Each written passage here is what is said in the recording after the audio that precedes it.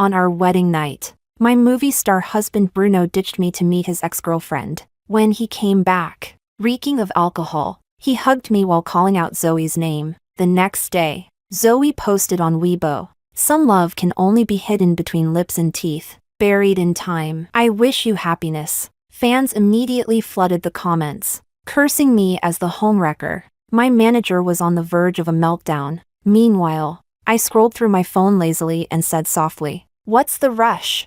Just leak their bed photos from last night. Say that I, the legitimate wife, caught them red-handed. Remember, blur the pictures. But make sure Bruno's watch on his wrist is still recognizable." Chapter 1. The photos went online for just 10 minutes before Weibo's servers crashed. Hashtag Bruno cheats on wedding night. Hashtag Zoe the homewrecker. Hashtag Selena catches them in the act. 3 hashtags instantly shot to the top of trending. My agent Roxana's phone nearly exploded. She pressed the receiver to her ear. Pale as a sheet. "Selena, Bruno's team, and his mother, they're all calling." I nodded lightly, gesturing for her to go on. "They want you to post a clarification right away. Say the photos were from a drama shoot, or a friendly gathering after too many drinks. A misunderstanding of camera angles." I chuckled. Clarify? And why would I do that?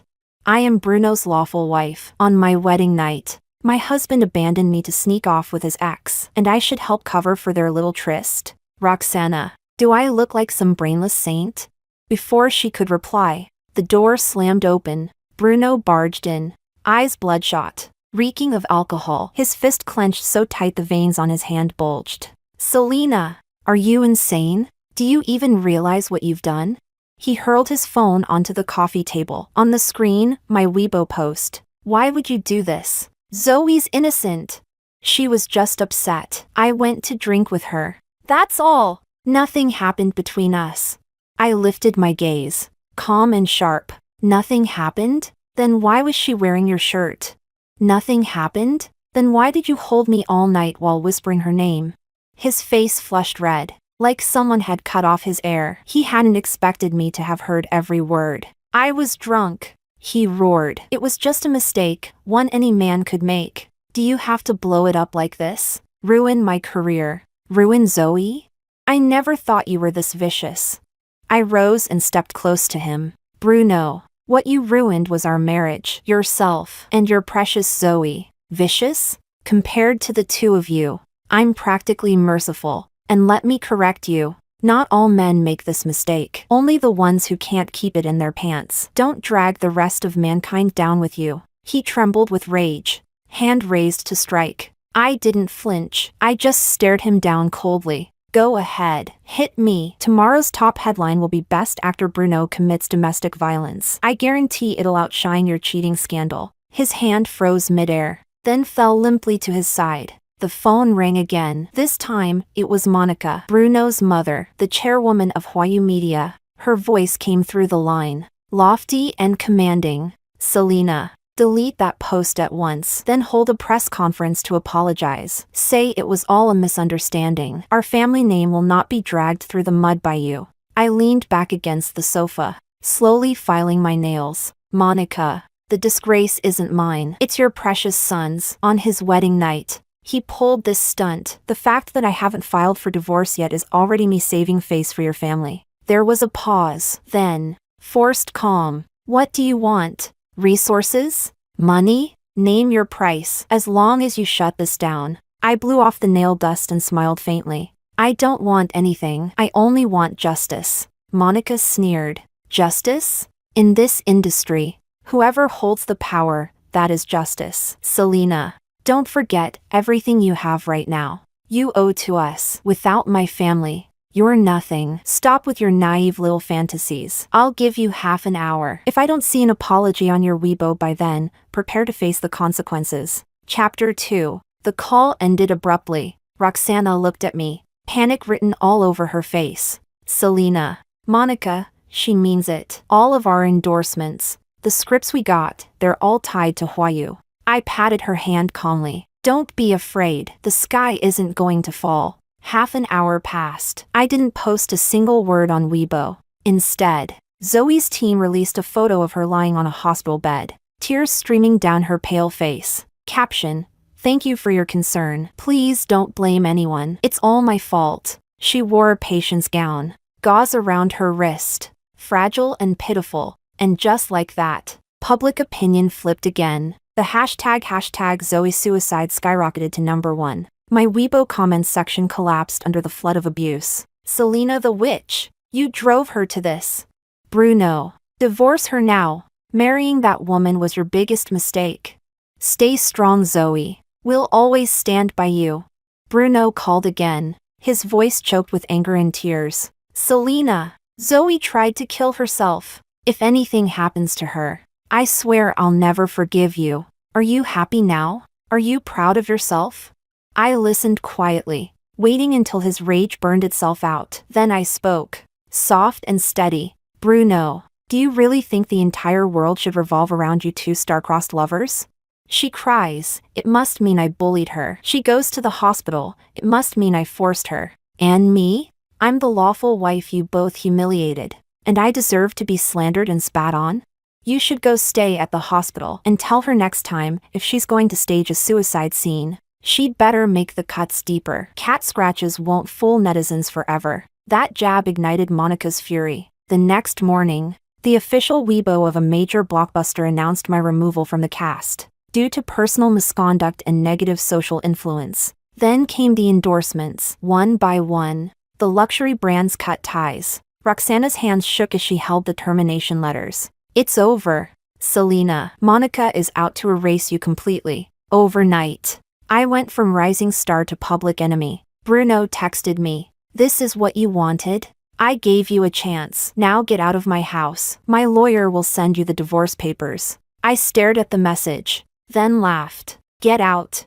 This villa's deed had my name on it, a wedding gift from my parents. I replied with one word. Leave. He must have lost his mind. Hours later, he stormed in with 2 bodyguards. Selena, don't push your luck. This house is mine. You don't deserve to stay here. I leaned lazily on the sofa, amused. Best actor. Did all those roles rot your brain? Open your eyes. Whose name is on the deed? This is my premarital property. Your family has nothing to do with it. Bruno froze, clearly unaware. Behind him, Zoe leaned weakly against the doorway, face pale with just the right amount of fragile grievance. Bruno, forget it. Let's go. If my sister doesn't want us here, we shouldn't make her upset. She tugged his sleeve softly, voice trembling like a dying butterfly, a perfect little white lotus. Bruno's eyes filled with tenderness as he looked at her, then turned to glare daggers at me. Selena, you'll pay for this. I'll make sure you're blacklisted from this entire industry. I rose, stepping toward them. Good, I'll be waiting. Chapter 3. My eyes slid past Bruno and landed on Zoe. Miss Zoe, next time you stage a suicide attempt, remember to bring a real medical report. Otherwise, forged records to gain sympathy will only make you a laughingstock. Zoe froze, her face turning even paler. Bruno instantly pulled her behind him, shouting furiously, Selena, shut up. Don't you dare hurt her again. The way he stood there, like her knight in shining armor, was laughable. Hurt her? I sneered. Bruno, the one who truly hurts her is you. You gave her hope she should never have had. You made her believe she could climb higher by stepping on me. Bruno, you are the root of all this tragedy. Huayu's blacklist hit like a thunderclap. All my projects were cancelled. My team was forced to disband. Only Roxana stayed by my side. Online, insults came crashing like waves. Extreme fans found my address, splashed paint at my door, even sent blood-stained blades in the mail. Roxana reported it to the police. But nothing changed. The mob came back wave after wave, like flies smelling blood. Meanwhile, Bruno and Zoe basked in the spotlight. At a charity gala, he held her hand in front of the cameras, gazing at her with feigned devotion. I'll settle my private matters soon and give Zoe the title she deserves. Thunderous applause followed. The internet worshipped their so-called true love. And me? I was painted as the vicious ex-wife, the villain standing in the way of their happiness. Then Monica called again, her tone dripping with the arrogance of a victor. Selena, do you regret it now? I told you, you're far too naive to fight me. Kneel, publish a long apology. Admit everything was jealousy and slander, and maybe I'll let you live. I almost laughed. Monica, did you forget who my father is?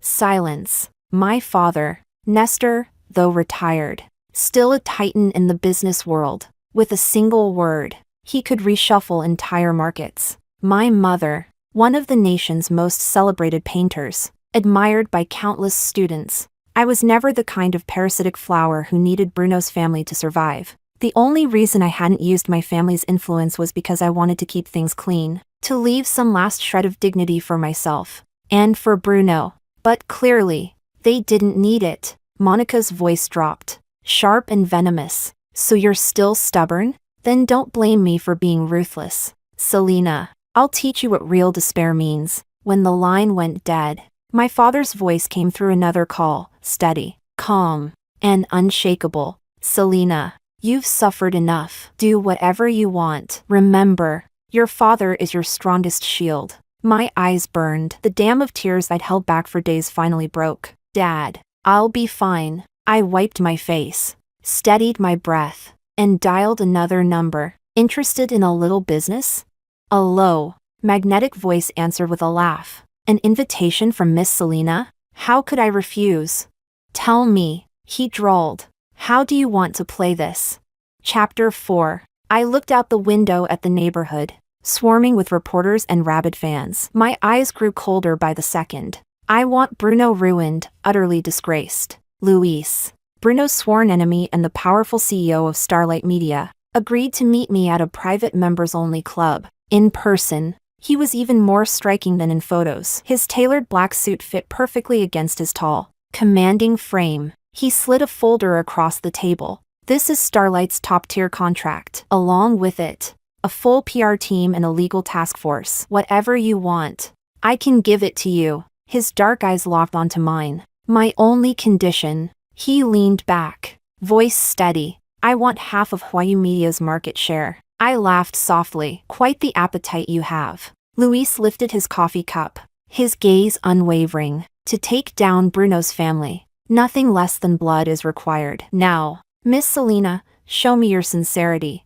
From my bag, I placed a flash drive on the table and slid it toward him. Inside, you'll find Bruno's deepest secrets, tax evasion, on-set bullying, and certain private fetishes. Enough to drag him from the clouds into the gutter. Luis raised an eyebrow, visibly surprised. And how exactly did you get your hands on this?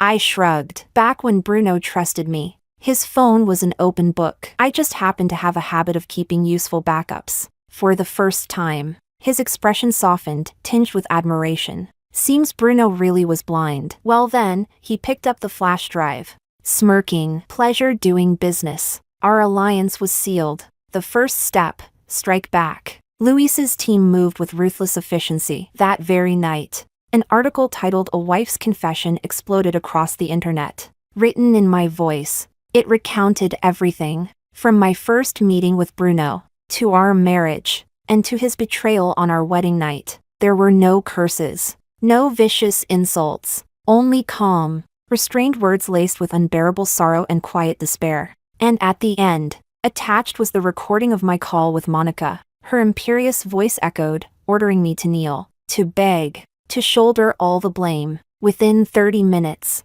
the internet turned upside down. WTF? Bruno's family is ruthless. Are they trying to crush Selena alive? My heart aches for her. Marriage into that so-called prestige is nothing but a hell pit. Bruno, scumbag. Monica, wicked mother-in-law. Zoe, fake saint. This entire family is rotten. I take it back. I wronged Selena. She deserves better. The tide had shifted completely. Bruno was in chaos. Monica so furious she smashed her favorite antique vase. When Bruno finally called me, the arrogance was gone, replaced by a thin thread of panic. Selena, what do you want? Must you drag us all down? Do you really want mutual destruction? The fish may die, I answered coldly, but the net will remain intact. Bruno, this is only the beginning. Huayu's PR team scrambled to claim the recording was fabricated, but Luis's people were already 10 steps ahead. They released an independent forensic report verifying its authenticity. Bruno was left defenseless. And then, piece by piece, the contents of that flash drive began to surface. Chapter 5. First came the evidence of Bruno's tax evasion. The tax authorities immediately launched an investigation. Once confirmed, he would not only have to pay back an astronomical sum in back taxes and penalties, but he also faced the very real prospect of prison time. Overnight, his entire commercial value evaporated. Then came the video of him bullying rookies on set. In the footage, Bruno was caught cursing a young actor mercilessly, even shoving him in front of the crew. The arrogant, domineering man in the video was a far cry from the refined gentleman image he had carefully crafted as the nation's best actor. Actors and crew members who had suffered under his tyranny suddenly found the courage to speak out. Each story worse than the last. Bruno's golden image collapsed in a single night. He became a disgraced celebrity, reviled across the internet. His once loyal fans abandoned him en masse, some even turning on him, shredding his reputation into pieces. And Zoe? She couldn't escape either. Her past lies, faking illnesses, playing the victim, stealing others' opportunities were dragged into the light. Even her supposed suicide attempt was exposed as a fraud. Anonymous hospital staff confirmed she had arrived in good spirits that night, laughing and joking with Bruno. Her wrist wound was little more than a shallow scratch, exaggerated for sympathy. Used to paint me as the villain, manipulative witch, fake saint, green tea coquette. The internet branded her with these titles, never to be removed. One by one, production houses and brands blacklisted her. Zoe's acting career was over, finished before it had truly begun.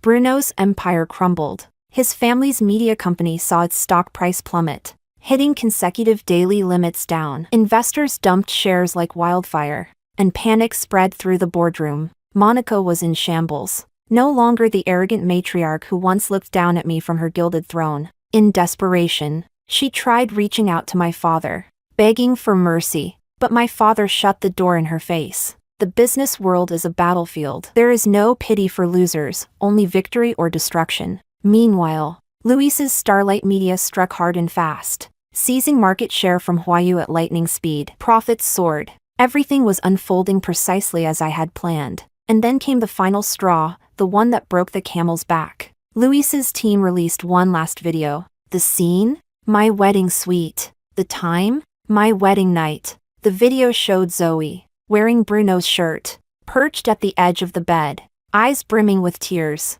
Bruno, are you really going to be with her? You know you love me. Bruno sat beside her, face twisted in torment. Zoe, just give me a little more time. I only married her to appease my mother. Once I secure the inheritance, I'll divorce her and marry you. Zoe leaned against him, voice trembling with tears. But I can't wait any longer. Seeing you with her, it tears me apart. What do you want me to do? Bruno asked, hesitant. Zoe lifted her gaze, her eyes flashing with cunning. Let's stage a misunderstanding. Make her think something happened between us. She's too proud to accept such humiliation. She'll make a scene, and when your mother is thoroughly disappointed in her, we can finally be together. Bruno hesitated for only a moment, then nodded. Fine, whatever you say. The video cut to black. And just like that, the truth was out. From the very beginning, everything had been nothing more than a carefully orchestrated scheme. Chapter 6. The so-called wedding night affair. The so-called star-crossed lovers. It had all been a staged performance, designed to drive me into filing for divorce. I was the fool kept in the dark, the most innocent sacrifice in their carefully plotted scheme. The internet exploded. Outraged netizens were ready to tear Bruno and Zoe limb from limb. What the hell? My worldview is shattered. How can people be this disgusting? All this just to climb the social ladder?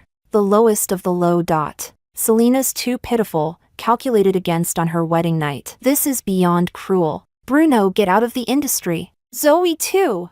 Bruno and Zoe became vermin in the streets, pelted with stones in every direction. They didn't dare go out, didn't dare log online. They cowered in their apartment, two frightened birds with clipped wings. But what they owed me was far from paid. Bruno's tax evasion was eventually confirmed. He was sentenced to 3 years in prison and fined billions. His family, forced to cover the deficit, sold off most of their assets. Huayu Media was fully acquired by Luis's Starlight Media. the once unshakable Monica turned overnight into a haggard old woman. She knelt at my doorstep, sobbing, begging me to spare Bruno, to spare her family. I looked at her coldly through the door. Monica, when you forced me back then, did you ever imagine this day would come? Heaven's justice always comes full circle. You reap what you sow.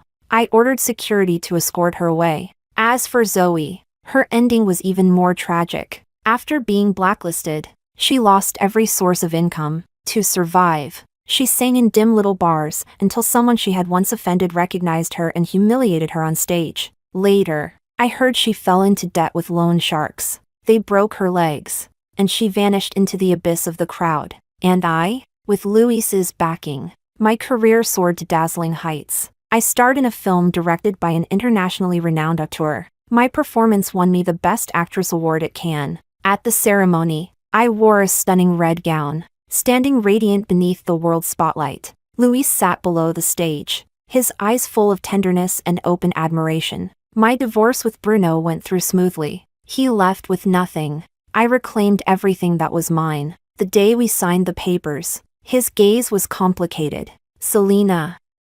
I regret it. I smiled. Too bad. There are no regret pills in this world. Bruno, may prison reform you into a better man. I turned and walked away, without a shred of hesitation. I visited him once in prison. He wore the dull uniform, his head shaved, his spirit hollow. No trace remained of the polished best actor he once was. Behind the glass, his bloodshot eyes locked on me. His voice rasped. Broken. Why? Selena.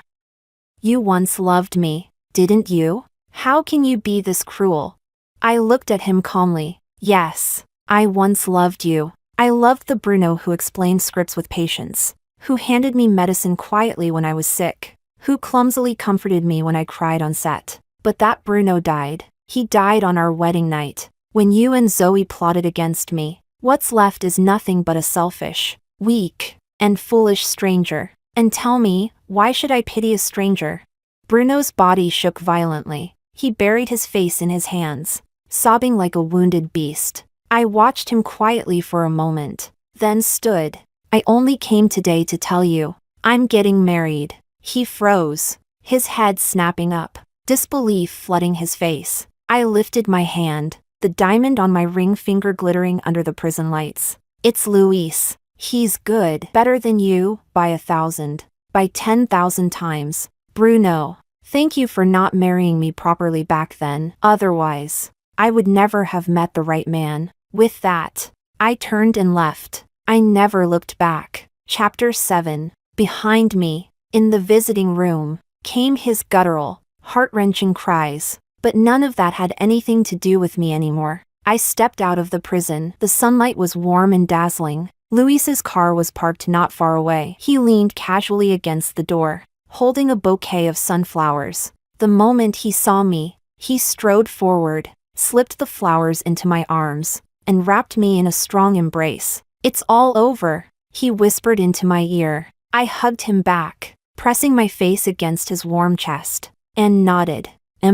It's all over. Our wedding was held on a sunlit island by the sea. There were no reporters. No flashing cameras, only family and our closest friends. My father walked me down the aisle, his eyes glistening with tears as he placed my hand into Luis's. My daughter, she's yours now. Luis bowed his head with solemnity. Dad, don't worry. I will spend my life loving her, protecting her. We exchanged rings. Under the priest's blessing, we swore vows that would last a lifetime. Sunshine, sand, waves, and the kiss of the man I loved. Everything was so beautiful. It felt like a dream. Married life was simple, but full of joy. Luis spoiled me like a princess. He never forgot our anniversaries. He cooked with his own hands. He watched silly dramas with me. When I came home exhausted, he massaged my shoulders until I smiled again. He even transferred half of Starlight Media's shares into my name. What's mine is yours, he said. There's no division between us. I teased. Aren't you afraid one day I'll run away with your money? He chuckled, tapping my nose. Then I'll just earn more, enough to make sure you could never run far. A year later, I gave birth to twins, a boy and a girl. Luis instantly became both a doting father and an obedient servant, spinning around the babies with no trace of his CEO aura left. Occasionally, I caught news of Bruno. He had been released, but the industry had abandoned him. No one would hire him. Few even remembered his name. I heard he'd gone to a small city, where he opened a humble noodle shop, scraping by. Once, when Luis and I traveled with the children, we happened to pass through that city. By coincidence, our car slowed outside his shop. He must have felt something, for he looked up. Our eyes met. He froze, the ladle in his hand clattering onto the floor. Luis slowed the car. Do you want to see him?